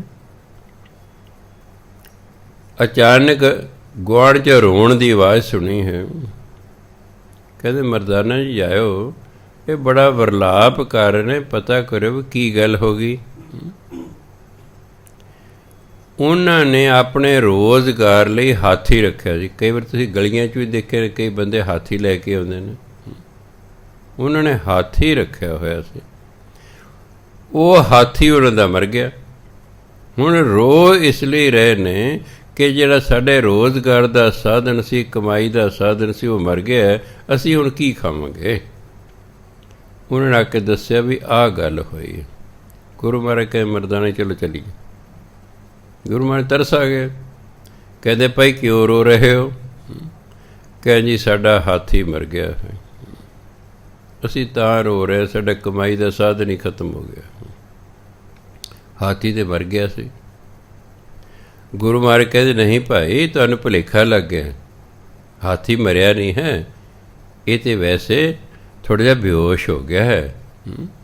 ਨਹੀਂ ਜੀ, ਇਹ ਤਾਂ ਕਿੰਨੀ ਦੇਰ ਹੋ ਗਈ ਇਸ ਨੂੰ ਮਰੇ ਨੂੰ, ਤਾਂ ਹਿਲਦੇ ਹੀ ਨਹੀਂ ਹੈਗੇ। ਗੁਰੂ ਮਹਾਰਾਜ ਕਹਿੰਦੇ ਧੰਨ ਕਰਤਾਰ, ਜੋ ਧੰਨ ਕਰਤਾਰ ਕੇ ਹਾਥੀ ਜਿਉਂਦਾ ਹੋ ਗਿਆ। ਉਹ ਜਿਹੜੇ ਰੋ ਰਹੇ ਸਨ ਹੁਣ ਖੁਸ਼ ਨੇ। ਗੁਰੂ ਮਹਾਰਾਜ ਦਾ ਬੜਾ ਧੰਨਵਾਦ ਕਰਦੇ ਨੇ ਵੀ ਤੁਸੀਂ ਸਾਨੂੰ ਤਾਂ ਵਸਦਿਆਂ 'ਚ ਕਰਤਾ, ਅਸੀਂ ਉਜੜ ਗਏ ਸੀ। ਇਹ ਗੱਲ ਹੌਲੀ ਹੌਲੀ ਦਿੱਲੀ ਦੇ ਰਾਜੇ ਕੋਲ ਪਹੁੰਚ ਗਈ। ਰਾਜੇ ਨੇ ਗੁਰੂ ਮਹਾਰਾਜ ਨੂੰ ਸੱਦ ਲਿਆ। ਕਹਿੰਦੇ ਤੁਸੀਂ ਮਰੇ ਹੋਏ ਹਾਥੀ ਨੂੰ ਜਿਉਂਦਿਆਂ ਕੀਤਾ? ਕਹਿੰਦੇ ਹਾਂ ਕੀਤਾ। ਕਹਿੰਦੇ ਇਸ ਨੂੰ ਦੁਬਾਰਾ ਮਾਰੋ। ਗੁਰੂ ਮਾਨ ਕੇ ਇਹ ਹਾਥੀ ਮਰ ਜਾ, ਅਤੇ ਹਾਥੀ ਤੜਮ ਕਰਕੇ ਡਿੱਗ ਪਿਆ ਤੇ ਮਰ ਗਿਆ। ਰਾਜਾ ਕਹਿੰਦਾ ਹੁਣ ਇਸ ਨੂੰ ਜਿਉਂਦਿਆਂ ਕਰੋ। ਗੁਰੂ ਮਹਾਰਾਜ ਕਹਿੰਦੇ ਸੁਣੋ ਰਾਜਨ, ਪਰਮਾਤਮਾ ਨੇ ਹਾਥੀ ਮਾਰਿਆ ਸੀ, ਮੈਂ ਪਰਮਾਤਮਾ ਦੇ ਭਗਤ ਨੇ ਹਾਥੀ ਨੂੰ ਜਿਉਂਦਿਆਂ ਕਰਤਾ। ਹੁਣ ਮੈਂ ਹਾਥੀ ਮਾਰਿਆ, ਹੁਣ ਸੰਸਾਰ ਦਾ ਕੋਈ ਨੂੰ ਜਿਉਂਦਿਆਂ ਨਹੀਂ ਕਰ ਸਕਦਾ। ਇਹ ਅਸੂਲ ਹੈ ਪਰਮਾਤਮਾ ਦਾ। ਪਰਮਾਤਮਾ ਕਿਸੇ ਨੂੰ ਮਾਰਦਾ ਉਹਦਾ ਭਗਤ ਜਿਉਂਦਿਆਂ ਕਰ ਸਕਦਾ, ਪਰ ਜਿਹਨੂੰ ਭਗਤ ਮਾਰਦੇ ਉਹਨੂੰ ਪਰਮਾਤਮਾ ਵੀ ਜਿਉਂਦਾ ਨਹੀਂ ਕਰ ਸਕਦਾ। ਹੁਣ ਨਹੀਂ ਜਿਉਂਦਾ ਹੁੰਦਾ। ਮੇਰੀ ਬਾਂਦੀ ਭਗਤ ਛੁਡਾਵੇ, ਬੰਦ ਹੈ ਭਗਤ ਨਾ ਛੂਟੈ ਮੋਹੇ। ਕਹਿੰਦੇ ਮੈਂ ਕਿਸੇ ਨੂੰ ਸਜ਼ਾ ਦੇਤੀ ਹੈ, ਮੇਰਾ ਭਗਤ ਸਜ਼ਾ ਮੁਆਫ ਕਰ ਸਕਦਾ, ਪਰ ਜੇ ਮੇਰਾ ਭਗਤ ਕਿਸੇ ਨੂੰ ਸਜ਼ਾ ਦੇ ਦੇ, ਪਰਮਾਤਮਾ ਕਹਿੰਦਾ ਉਹ ਮੈਂ ਵੀ ਨਹੀਂ ਮੁਆਫ ਕਰ ਸਕਦਾ। ਦਰਵਾਸ਼ਾ ਰਿਸ਼ੀ ਨੇ ਕ੍ਰਿਸ਼ਨ ਮਹਾਰਾਜ ਦੇ ਲੜਕੇ ਨੂੰ ਗੁੱਸੇ 'ਚ ਆ ਕੇ ਸ਼ਰਾਪ ਦਿੱਤਾ। ਕਹਿੰਦੇ ਤੇਰੇ ਪੇਟ 'ਚ ਉਹ ਪੈਦਾ ਹੋਏਗਾ ਜਿਹੜਾ ਤੁਹਾਡੇ ਸਾਰੀ ਕੁਲ ਦਾ ਨਾਸ਼ ਕਰੇਗਾ। ਤੇ ਹੋ ਗਿਆ ਸਭ ਦਾ ਨਾਸ਼। ਬੱਚੇ ਕ੍ਰਿਸ਼ਨ ਮਹਾਰਾਜ ਨੂੰ ਕਹਿੰਦੇ ਉਹ ਤਾਂ ਤੁਹਾਡਾ ਸ਼ਿਸ਼ ਹੈ, ਤੁਸੀਂ ਤੇ ਗੁਰੂ ਹੋ, ਤਾਂ ਤੁਹਾਡਾ ਚੇਲਾ ਹੈ, ਤੁਸੀਂ ਵੱਡੇ ਹੋ ਛੋਟੇ ਹੋ। ਕਹਿ ਨਹੀਂ, ਇਹ ਅਸੂਲ ਹੈ ਪਰਮਾਤਮਾ ਦਾ। ਪਰਮਾਤਮਾ ਕਿਸੇ ਨੂੰ ਸਜ਼ਾ ਦੇਵੇ ਤਾਂ ਭਗਤ ਜਿਹੜਾ ਹੈ ਉਹ ਸਜ਼ਾ ਬਦਲ ਸਕਦਾ ਹੈ, ਪਰ ਜੇ ਭਗਤ ਸਜ਼ਾ ਦੇ ਦੇ ਉਹਨੂੰ ਪਰਮਾਤਮਾ ਵੀ ਨਹੀਂ ਬਦਲਦਾ। ਇਸ ਲਈ ਸਾਡੇ ਭਗਤ ਨੇ ਸ਼ਰਾਪ ਦਿੱਤਾ, ਇਸ ਨੂੰ ਮੈਂ ਵੀ ਨਹੀਂ ਬਦਲ ਸਕਦਾ। ਇੰਨੀ ਤਾਕਤ ਪਰਮਾਤਮਾ ਨੇ ਗੁਰੂ ਸਾਧੂਆਂ ਨੂੰ ਦਿੱਤੀ ਹੋਈ ਹੈ। ਸੋ ਗੁਰੂ ਮਹਾਰਾਜ ਸਾਧੂ ਮਰੇ ਹੁਣ ਜਿਉਂਦੇ ਕਰ ਸਕਦੇ। ਚਲੋ ਤੇ ਗੁਰੂ ਨਾਨਕ ਦੇਵ ਸਨ 6ਵੇਂ ਪਾਤਸ਼ਾਹ, ਸਭ ਤੋਂ ਵੱਡਾ ਸਪੁੱਤਰ ਬਾਬਾ ਗੁਰਦਿੱਤਾ ਜੀ। ਸ਼ਿਕਾਰ ਖੇਡਦਿਆਂ ਹੋਇਆਂ ਉਹਨਾਂ ਨੂੰ ਗਊ ਦੇ ਵੱਜਿਆ ਤੇ ਗਾਂ ਗਈ ਮਰ ਗਈ ਬਾਬਾ ਗੁਰਦਿੱਤਾ ਜੀ ਤੋਂ। ਉਹਨਾਂ ਸੋਚਿਆ ਮੁਸਲਮਾਨਾਂ ਦਾ ਰਾਜ ਹੈ, ਇਹ ਹਿੰਦੂ ਚਲੇ ਜਾਣਗੇ ਇਕੱਠੇ ਹੋ ਕੇ ਵੀ ਇਹਨਾਂ ਨੂੰ ਸਾਡੀ ਗਾਂ ਮਾਰਤੀ। ਉਹ ਕਹੇਗਾ ਉਹਨੇ ਆਪਣੀ ਸ਼ਕਤੀ ਵਰਤਾਈ, ਮਰੀ ਹੋਈ ਗਾਂ ਜਿਉਂਦੀ ਕਰਤੀ। ਗੁਰੂ ਤੇ ਗੱਲ ਛੱਡੋ, ਗੁਰੂ ਦੇ ਸਾਹਿਬਜ਼ਾਦਿਆਂ 'ਚ ਵੀ ਇੰਨੀ ਤਾਕਤ ਹੁੰਦੀ। 6ਵੇਂ ਪਾਤਸ਼ਾਹ ਦੇ ਇੱਕ ਹੋਰ ਸਪੁੱਤਰ ਸਨ ਬਾਬਾ ਅਟਲ ਰਾਏ ਜੀ। ਉਹਨਾਂ ਦੇ ਦੋਸਤ ਮੋਹਨ ਸੀ। ਮੋਹਨ ਨੂੰ ਸੱਪ ਲੜ ਗਿਆ, ਮੋਹਨ ਮਰ ਗਿਆ, ਪਰ ਬਾਬਾ ਅਟਲ ਰਾਏ ਜੀ ਨੇ ਮੋਹਨ ਨੂੰ ਜਿਉਂਦਿਆਂ ਕਰਤਾ। ਨਾਮਦੇਵ ਜੀ ਨੇ ਮਰੀ ਹੋਈ ਗਾਂ ਜਿਉਂਦੀ ਕਰਤੀ। ਨਾਮਦੇਵ ਜੀ ਬੈਠੇ ਨੇ, ਕੋਲੋਂ ਇੱਕ ਸੱਜ ਵਿਆਹੀ ਔਰਤ ਲੰਘ ਰਹੀ ਹੈ ਜਿਹਦਾ ਪਤੀ ਹੁਣੇ ਮਰਿਆ ਤੇ ਬੜੀਆਂ ਲੈ ਕੇ ਜਾ ਰਹੇ ਨੇ। ਉਹਨੇ ਸੋਚਿਆ ਕਿ ਕੋਈ ਸਾਧੂ ਬੈਠਾ, ਮੱਥੇ ਹੀ ਟੇਕ ਚੱਲੀਏ। ਜਦੋਂ ਉਸ ਬੀਬੀ ਨੇ ਮੱਥਾ ਟੇਕਿਆ ਨਾ, ਭਗਤ ਨਾਮਦੇਵ ਜੀ ਸਾਵਧਾਨ ਹੋਏ। ਉਸ ਬੀਬੀ ਵੱਲ ਵੇਖਿਆ ਤਾਂ ਸੱਜ ਵਿਆਹੀ ਹੈ। ਕਹਿੰਦੇ ਤੁਹਾਡੀ ਲੰਮੀ ਉਮਰ ਹੋਵੇ ਨਾ, ਤੁਸੀਂ ਬੁੱਢ ਸੁਹਾਗਣ ਹੋ, ਬੁੱਢੇ ਹੋਣ ਤੱਕ ਤੁਸੀਂ ਸੁਹਾਗਣ ਰਹੋ। ਉਹ ਕਹਿੰਦੇ ਮੇਰਾ ਘਰ ਵਾਲਾ ਤੇ ਉਹ ਮਰ ਗਿਆ, ਉਹਨੂੰ ਲਈ ਜਾ ਰਹੇ ਨੇ। ਨਾਮਦੇਵ ਸੋਚ ਰਹੇ, ਉਹ ਤਾਂ ਬੜੀ ਮਾੜੀ ਗੱਲ ਹੋ ਗਈ ਹੈ। ਫਿਰ ਆਵਾਜ਼ ਆਈ ਨਾਮਦੇਵ ਜੀ ਅੰਦਰੋਂ, ਨਾਮਦੇਵ ਜੋ ਤੂੰ ਕਹਤੇ ਉਸ ਤਰ੍ਹਾਂ ਹੋਏਗਾ। ਕਿਉਂ ਭਗਤ ਸੀ ਪਰਮਾਤਮਾ ਦਾ। ਪਰਮਾਤਮਾ ਦੇ ਹੁਕਮ ਨਾਲ ਨੌਜਵਾਨ ਮਰਿਆ ਤੇ ਭਗਤ ਜੀ ਨੇ ਉਹਨੂੰ ਜਿਉਂਦਿਆਂ ਕਰਤਾ। ਕਰ ਸਕਦੇ ਨੇ। 10ਵੇਂ ਪਾਤਸ਼ਾਹ ਜੇ ਛੋਟੇ ਨੇ, ਗੰਗਾ ਦੇ ਕੰਢੇ ਦੂਜੇ ਬੱਚੇ ਰਲ ਕੇ ਨਾ ਪਾਣੀ 'ਚ ਖੇਡ ਰਹੇ ਨੇ, ਇੱਕ ਦੂਜੇ ਪਾਣੀ ਸੁੱਟ ਰਹੇ ਨੇ।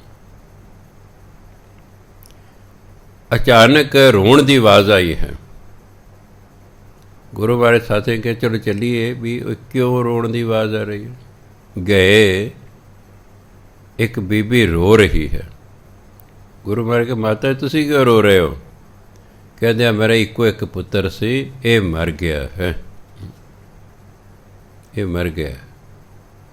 ਗੁਰੂ ਮਹਾਰਾਜ ਆਪਣੀ ਸ਼ਕਤੀ ਬੱਚੇ ਹੁੰਦੇ ਹੀ, ਅਜੇ ਛੋਟੀ ਉਮਰ ਦੇ ਪਟਨੇ ਸਨ, ਗੁਰੂ ਸ਼ਕਤੀ ਵਰਤਾਈ, ਉਹਦਾ ਬੱਚਾ ਜਿਉਂਦੇ ਕਰਤਾ। ਇਸ ਲਈ ਬਾਣੀ ਕਹਿੰਦੇ ਜਿਹੜੇ ਸਾਧੂ ਗੁਰੂ ਹੁੰਦੇ ਨਾ, ਮਿਰਤਕ ਕੋ ਜੀ ਬਾਲਣ ਹਰ, ਉਹ ਤੇ ਮਰੇ ਹੋਏ ਨੂੰ ਜਿਉਂਦਿਆਂ ਕਰ ਦਿੰਦੇ ਨੇ। ਭੂਖੇ ਕੋ ਦੇਵਤ ਆਧਾਰ, ਜਿਹੜਾ ਪਰਮਾਤਮਾ ਦਾ ਭਗਤ ਹੁੰਦਾ ਉਹ ਭੁੱਖੇ ਨੂੰ ਓਟ ਆਸਰਾ ਦਿੰਦਾ। ਉਹ ਨਹੀਂ ਸਹਿਣ ਕਰ ਸਕਦਾ ਕੋਈ ਭੁੱਖਾ ਰਹੇ, ਉਹ ਜਿੰਨੀ ਸਮਰੱਥ ਹੁੰਦੇ ਉਹਨੂੰ ਖਾਣ ਨੂੰ ਭੋਜਨ ਦਿੰਦਾ। ਸਰਮ ਨਿਧਾਨ ਜਾ ਕੀ ਦ੍ਰਿਸ਼ਟੀ ਮਾਹੇ, ਪਰਮਾਤਮਾ ਜਿਹੜਾ ਹੈ ਉਹ ਮਰੇ ਨੂੰ ਜਿਉਂਦਿਆਂ ਵੀ ਕਰ ਸਕਦਾ ਹੈ ਅਤੇ ਭੁੱਖੇ ਨੂੰ ਭੋਜਨ ਵੀ ਦੇ ਸਕਦਾ ਹੈ। ਸਰਬ ਨਿਧਾਨ ਸਾਰੇ ਖਜ਼ਾਨੇ ਜਾ ਕੀ ਜਿਸ ਦੀ ਦ੍ਰਿਸ਼ਟੀ ਮਾਹੇ, ਜਿਹਦੀ ਨਜ਼ਰ ਦੇ ਵਿੱਚ ਸਾਰੇ ਹੀ ਖਜ਼ਾਨੇ ਹਨ। ਪਰਮਾਤਮਾ ਦੀ ਨਜ਼ਰ ਵਿੱਚ ਸਾਰੇ ਖਜ਼ਾਨੇ ਨੇ। ਕਿਸੇ ਵੱਲ ਕਿਰਪਾ ਦ੍ਰਿਸ਼ਟੀ ਕਰ ਦੇ, ਬਸ ਉਹਦੇ ਘਰ 'ਚ ਹੀ ਚਹਿਲ ਪਹਿਲ ਹੋ ਸਕਦੀ ਹੈ। ਪਰਮਾਤਮਾ ਕੋਲੇ ਹੈ ਤੇ ਸਭ ਕੁਛ, ਪਰ ਸਮੱਸਿਆ ਇਹ ਹੈ ਸਾਨੂੰ ਉਹੀ ਮਿਲਣਾ ਜੋ ਅਸੀਂ ਲਿਖਾ ਕੇ ਲਿਆਏ ਹਾਂ। ਧਿਆਨ ਦੇਣਾ। ਹਿੰਦ ਆਪ ਜੀ ਸਾਰੇ ਪੜ੍ਹੇ ਲਿਖੇ, ਪਤਾ ਹੈ ਆਪ ਜੀ ਨੂੰ, ਹਿੰਦੁਸਤਾਨ 'ਚ ਬਹੁਤ ਅਨਾਜ ਹੈ, ਸਗੋਂ ਗਲ ਰਿਹਾ ਹੈ। ਸਰਕਾਰਾਂ ਕੋਲੇ ਅਨਾਜ ਨੂੰ ਸਾਂਭਣ ਲਈ ਥਾਂ ਨਹੀਂ ਹੈਗੀ। ਕੁਝ ਮੀਂਹ 'ਚ ਗਲ ਜਾਂਦਾ ਹੈ, ਕੁਝ ਜਾਨਵਰ ਖਾ ਦੇ ਕੇ, ਚੂਹੇ ਖਾ ਗਏ, ਸੁਸਰੀ ਖਾ ਗਈ, ਹੋਰ ਕੋਈ ਲੱਗ ਗਿਆ, ਜਾਂ ਕੁਝ ਕਰਮਚਾਰੀ ਵਿੱਚੋਂ ਖਾ ਗਏ। ਅਨਾਜ ਦੀ ਕੋਈ ਕਮੀ ਨਹੀਂ। ਪਰ ਤੁਸੀਂ ਇਹ ਜਾਣ ਕੇ ਹੈਰਾਨ ਹੋਵੋਗੇ ਕਿ ਹਿੰਦੁਸਤਾਨ ਦੇ 18 ਕਰੋੜ ਲੋਕ ਅਜਿਹੇ ਹਨ ਜਿਹੜੇ ਰਾਤ ਨੂੰ ਭੁੱਖੇ ਸੌਂਦੇ ਨੇ, ਖਾਣ ਨੂੰ ਰੋਟੀ ਹੀ ਨਹੀਂ ਮਿਲਦੀ। ਅਨਾਜ ਹੈ ਪਰ ਖਾਣ ਨੂੰ ਰੋਟੀ ਨਹੀਂ ਮਿਲ ਰਹੀ।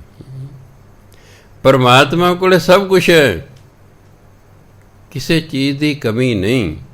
ਪਰ ਗੁਰਬਾਣੀ ਕਹਿੰਦੀ ਪੁਰਬ ਲਿਖੇ ਕਾ ਲੈਣਾ ਪਾਹੇ, ਪਰ ਜੋ ਪਹਿਲਾਂ ਲਿਖਾ ਕੇ ਲੈਰ, ਪਿਛਲੇ ਜਨਮ 'ਚ ਜੋ ਕਰਮ ਕੀਤੇ ਉਹਦੇ ਅਨੁਸਾਰ ਅਸੀਂ ਲਿਖਾ ਲਿਆਏ ਹਾਂ ਵੀ ਸਾਨੂੰ ਆਹੀ ਕੁਛ ਹੀ ਮਿਲਣਾ। ਜਿਵੇਂ ਇੱਕ ਵਾਰੀ ਕਹਾਣੀ ਸੁਣਦੇ, ਇੱਕ ਬੀਬੀ ਹੈ, ਵਿਆਹੀ ਆਈ ਹੈ, ਸੱਸ ਸਖਤ ਹੈ। ਉਹਨੂੰ ਜਦੋਂ ਦਾਲ ਸਬਜ਼ੀ ਬਣਦੀ ਇੱਕੋ ਕੜਛੀ ਖਾਣ ਨੂੰ ਦਿੰਦੀ, ਬਸ ਸਬਜ਼ੀ ਦੀ। ਜੇ ਦਾਲ ਬਣੀ ਦਾਲ ਦੀ ਇੱਕ ਕੜਛੀ ਦੇਣੀ, ਸਬਜ਼ੀ ਦੀ ਇੱਕ ਕੜਛੀ ਦੇਣੀ। ਇੱਕ ਦੇ ਬਹੁਤ ਪ੍ਰਾਹੁਣੇ ਆ ਗਏ, ਉਹ ਬੀਬੀ ਦਾਲ ਬਣਾ ਰਹੀ ਹੈ, ਨਾਲੇ ਗੁਣ ਗਿਣਾ ਰਹੀ ਹੈ, ਅੱਜ 2 ਕੜਛੀਆਂ ਮਿਲਣਗੀਆਂ ਵੀ ਜ਼ਿਆਦਾ ਬਣੀ ਨਾ। ਕੋਲੋਂ ਸੱਸ ਲੰਘੀ, ਕਹਿੰਦੀ ਤੈਨੂੰ ਇੱਕੋ ਕੜਛੀ ਵੀ ਮਿਲਣੀ। ਕਿੰਨਾ ਕੁਛ ਸੰਸਾਰ 'ਚ ਪਿਆ ਕਿਉਂ ਨਾ ਹੋਵੇ, ਬੰਦੇ ਨੂੰ ਉਹੀ ਮਿਲਦਾ ਜੋ ਲਿਖਾ ਲੈ, ਉਹ ਤੋਂ ਵੱਧ ਨਹੀਂ ਮਿਲਦਾ, ਉਹ ਤੋਂ ਵੱਧ ਨਹੀਂ ਮਿਲਦਾ। ਉਹੀ ਮਿਲਣੇ ਜੋ ਲਿਖਾ ਕੇ ਲੈ। ਪੁਰਬ ਲਿਖੇ ਕਾ ਲਹਿਣਾ ਪਾਹੇ, ਜੋ ਪਹਿਲਾਂ ਤੋਂ ਲਿਖਾ ਕੇ ਲੈ ਤੈਨੂੰ ਉਹੀ ਮਿਲਣਾ। ਹੁਣ ਸਵਾਲ ਪੈਦਾ ਹੁੰਦਾ ਕਿ ਮੈਂ ਥੋੜ੍ਹਾ ਲਿਖਾ ਕੇ ਲਿਆਇਆ ਅਤੇ ਮੈਂ ਚਾਹੁੰਦਾ ਮੈਨੂੰ ਜ਼ਿਆਦਾ ਮਿਲੇ, ਕੀਤਾ ਕੀ ਜਾਏ? ਗੁਰਬਾਣੀ ਕਹਿੰਦੀ ਹੱਲ ਹਰ ਇੱਕ ਚੀਜ਼ ਦਾ ਹੁੰਦਾ, ਹਰ ਸਮੱਸਿਆ ਦਾ ਹੱਲ ਹੈ। ਅਗਰ ਕੋਈ ਸਮੱਸਿਆ ਹੱਲ ਕਰਨਾ ਚਾਹੇ, ਆ ਪਾਕਿਸਤਾਨ ਦਾ ਰੌਲਾ, ਚੀਨ ਦਾ ਰੌਲਾ, ਕਈ ਵਾਰੀ ਦੂਜੇ ਦੇਸ਼ ਅਸੀਂ ਤੁਹਾਡਾ ਕਰਾ ਦੇਣਾ ਫੈਸਲਾ, ਕਹਿੰਦਾ ਨਾ ਨਾ ਤੁਹਾਡੀ ਲੋੜ ਨਹੀਂ, ਅਸੀਂ ਆਪੇ ਕਰ ਲਾਂਗੇ। ਬਈ 2 ਦੁਸ਼ਮਣ ਨੇ, ਉਹ ਆਪਸ 'ਚ ਕਿਵੇਂ ਫੈਸਲਾ ਕਰ ਲੈਣਗੇ ਜਿਹਨਾਂ 'ਚ ਤੀਜਾ ਦੇ ਵਿੱਚ ਰਲਦਾ? 2 ਦੁਸ਼ਮਣ ਨੇ, ਤੀਜਾ ਕਹਿੰਦਾ ਮੈਂ ਤੁਹਾਡਾ ਫੈਸਲਾ ਕਰਾ ਦਿੰਦਾ, ਨਾ ਕਹਿੰਦੇ ਅਸੀਂ ਆਪੇ ਕਰਾਂਗੇ। ਉਹ ਅੱਜ ਤੱਕ ਨਾ ਇੰਨੇ ਹੋ ਗਏ। ਲੈ ਮੈਂ ਦਾਅਵੇ ਨਾ ਕਹਿਣਾ, ਇੱਕ ਕੋਈ ਹੋਰ ਵਿੱਚ ਦੇਸ਼ ਰਲਾ ਲਓ, ਉਹ ਘੰਟੇ 'ਚ ਹੀ ਸਾਰਾ ਸਮਝੌਤਾ ਕਰਾ ਦੇ। ਦੌਰਾ ਮਾਰੇਗਾ ਛਿੱਤਰ, ਮੰਨਦੇ ਹੋ ਕਿ ਨਹੀਂ ਮੰਨਦੇ? ਕਿ ਸੁੱਟੀਏ ਤੁਹਾਡੇ 'ਤੇ ਬੰਬ, ਆਪੇ ਡਰਦੇ ਮੰਨ ਜਾਣਗੇ, ਹਾਂ ਠੀਕ ਹੈ ਹੋ ਜਾਏਗਾ ਸਮਝੌਤਾ। ਘੰਟੇ 'ਚ ਹੋ ਸਕਦਾ, ਕਰਨੇ ਹੀ ਨਹੀਂ, ਐਂ ਰੱਖਣਾ ਬਸ। ਕਿਉਂਕਿ ਉਸ ਦਾ ਇਸ ਤਰ੍ਹਾਂ ਵੋਟਾਂ ਮਿਲਦੀ ਹੁਣ, ਇਹ ਅੱਲਾ ਜਾਣੇ ਵੀ ਕਿਉਂ ਰੱਖਦੇ ਨੇ। ਤੀਜੇ ਬੰਦੇ ਤੋਂ ਬਿਨਾਂ ਕਿਵੇਂ ਸਮਝੌਤਾ ਹੋ ਸਕਦਾ? ਮੈਨੂੰ ਤੁਸੀਂ ਕਿਤੇ ਉਦਾਹਰਣ ਦੇ ਦਿਓ ਕੋਈ। ਦੋ ਬੰਦੇ ਲੜ ਪਏ ਨੇ, ਆਂਢੀ ਗੁਆਂਢੀ ਲੜ ਪਏ, ਦੋ ਰਿਸ਼ਤੇਦਾਰ ਲੜ ਪਏ ਨੇ, ਵਿੱਚ ਤੀਜਾ ਬੰਦਾ ਪਊਗਾ ਤਾਂ ਹੀ ਸਮਝੌਤਾ ਹੋਊਗਾ। ਉਹ ਤਾਂ ਆਪਸ 'ਚ ਬੋਲਣ ਨੂੰ ਤਿਆਰ ਨਹੀਂ, ਸਮਝੌਤਾ ਕਿਵੇਂ ਹੋਵੇਗਾ? ਹੱਲ ਹਰ ਇੱਕ ਚੀਜ਼ ਦਾ ਹੈ ਜੇ ਕੋਈ ਕਰਨਾ ਚਾਹੇ। ਹੁਣ ਥੋੜ੍ਹਾ ਲਿਖਾ ਲਿਆ ਕਿ ਉਹ ਮਾੜੇ ਕਰਮ ਪਿੱਛੇ ਕੀਤੇ। ਪਰਮਾਤਮਾ ਨੇ ਤਾਂ ਬਹੁਤ ਕੁਛ ਬਣਾਇਆ, ਕਿਸੇ ਚੀਜ਼ ਦੀ ਕੋਈ ਕਮੀ ਨਹੀਂ ਹੈਗੀ। ਹੁਣ ਜਿੰਨਾ ਪੰਜਾਬ ਦੇ ਵਿੱਚ ਅਨਾਜ ਹੁੰਦਾ, ਜੇ ਪੰਜਾਬ ਦੇ ਲੋਕਾਂ 'ਚ ਬਰਾਬਰ ਵੰਡ ਦਿੱਤਾ ਜਾਵੇ ਤਾਂ ਹਰ ਇੱਕ ਦੇ ਹਿੱਸੇ 11 ਕੁਇੰਟਲ ਅਨਾਜ ਆਉਂਦਾ। ਇੰਨਾ ਅਨਾਜ ਹੁੰਦਾ, ਜਦੋਂ ਕਿਸੇ ਤਾਂ ਸਾਰੇ ਸਾਲ 'ਚ ਇੱਕ ਬੰਦੇ ਕੁਇੰਟਲ ਵੀ ਨਹੀਂ ਖਾਣਾ ਹੁੰਦਾ, 5-6 ਕਿੱਲੋ ਹੀ ਖਾਂਦਾ ਬੰਦਾ। 60 ਕਿੱਲੋ ਖਾ ਲੂਗਾ, 70 ਖਾ ਲੇਗਾ। ਇੰਨਾ ਕਿਸੇ ਚੀਜ਼ ਦੀ ਸੰਸਾਰ 'ਚ ਕਮੀ ਨਹੀਂ, ਪਰ ਉਹ ਸਭ ਨੂੰ ਦਿੱਤੀ ਨਹੀਂ ਜਾਂਦੀ। ਜਿਹੜੇ ਜ਼ੋਰ ਵਾਲੇ ਲੋਕ ਨੇ, ਦੂਜੇ ਚਲਾਕ ਲੋਕ ਨੇ, ਆਪ ਬਹੁਤਾ ਇਕੱਠਾ ਕਰ ਲੈਂਦੇ, ਦੂਜੇ ਵਿਚਾਰੇ ਵਾਂਝੇ ਰਹਿ ਜਾਂਦੇ ਹਨ। ਹੁਣ ਲਿਖਾ ਕੇ ਲੈ ਥੋੜ੍ਹਾ, ਚਾਹੀਦਾ ਜ਼ਿਆਦਾ, ਤਾਂ ਫਿਰ ਜਾਂ ਤਾਂ ਬਾਣੀ ਪੜ੍ਹੋ ਜਾਂ ਫਿਰ ਨਾਮ ਜਪੋ। ਜੇ ਬਾਣੀ ਪੜ੍ਹਨ ਨਾਲ, ਨਾਮ ਜਪਣ ਨਾਲ ਵੱਧ ਮਿਲ ਜਾਏਗਾ, ਵੱਧ ਮਿਲ ਜਾਏਗਾ। ਪਹਿਲਾਂ ਤਾਂ ਸਾਨੂੰ ਇਹ ਗਿਆਨ ਹੋਣਾ ਚਾਹੀਦਾ, ਜੇ ਘੱਟ ਮਿਲਿਆ ਦੂਜਿਆਂ ਨਾਲ ਤਾਂ ਕਿਉਂ ਮਿਲਿਆ? ਜੇ ਘੱਟ ਮਿਲਿਆ ਤਾਂ ਫਿਰ ਕਿਉਂ ਮਿਲਿਆ? ਕਾਰਨ ਤਾਂ ਕੋਈ ਹੋਏਗਾ ਨਾ। ਕਾਰਨ ਸਾਡੇ ਕਰਮ ਨੇ। ਧਰਮ ਕਹਿੰਦਾ ਤੁਹਾਡੇ ਕਰਮਾਂ ਕਾਰਨ ਹੀ ਤੁਹਾਨੂੰ ਘੱਟ ਮਿਲਿਆ। ਹੁਣ ਜਿਹੜੇ ਕਰਮ ਪਿੱਛੇ ਹੋ ਗਏ ਨੇ, ਉਹ ਸੰਸਾਰ ਦੇ ਕਿਸੇ ਯਤਨ ਨਾਲ ਵੀ ਨਹੀਂ ਬਦਲਦੇ। ਰੋ ਲੋ ਪਿੱਟ ਲੋ, ਮਨ ਮੂਰਖ ਕਾਹੇ ਬਿਲ ਲਾਈਐ, ਪੁਰਬ ਲਿਖੇਗਾ ਲਿਖਿਆ ਪਾਈਐ। ਰੋਈ ਜੋ ਪਿੱਟੀ ਜੋ, ਐ ਨਹੀਂ ਕਿਸਮਤ ਬਦਲਦੀ।